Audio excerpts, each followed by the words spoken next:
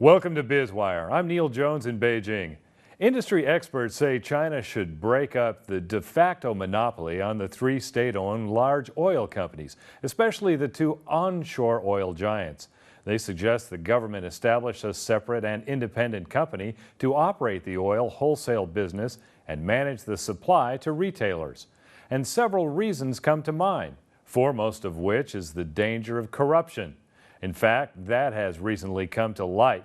China's top discipline watchdog said authorities were investigating Jiang Zemin, the former head of the state assets regulator. But Jiang's probe is mainly related to his previous working experience in China National Petroleum Company rather than SASAC. Just a few days before his investigation was announced, another four top executives at the vice president level in the company were reported to have been put under investigation and resigned from their posts. A major portion of China's oil stations are run by Sinopec and PetroChina. And although oil stations owned by foreign companies and private investors do exist, they have a marginal significance in terms of market share.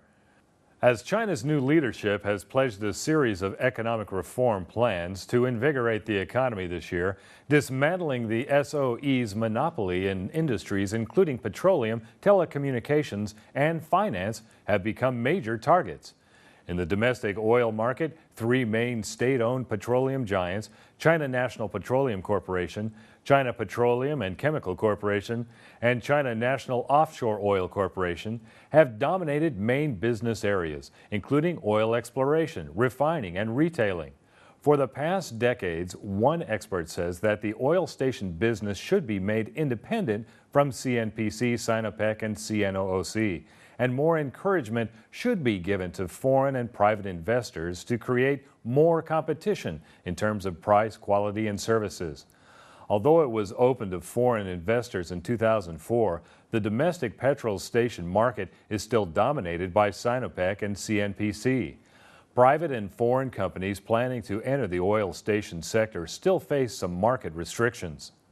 Petrol station operators are required to have stable oil suppliers. They say in order to ensure the safety of the non-renewable energy oil, the presence of three national petrol companies in the exploration development sector, which is considered an administrative monopoly, conforms to common international practices. However, he says the government still needs to find ways to further ease market access in the oil refining and retailing sectors to offset the influence of administrative monopoly in the exploration sector. Experts say breaking up the monopoly also makes Chinese oil companies more competitive. Engaging in businesses including refining oil chemicals, oil stations, and lubricating oil in China, multinational oil and gas company Royal Dutch Shell now runs more than 600 petrol stations in the market. Senior partner at Roland Berger Strategy Consultants, Kang Yan, says that Shell has been striving to expand its petrol station network in China as part of its efforts to deepen the company's global presence.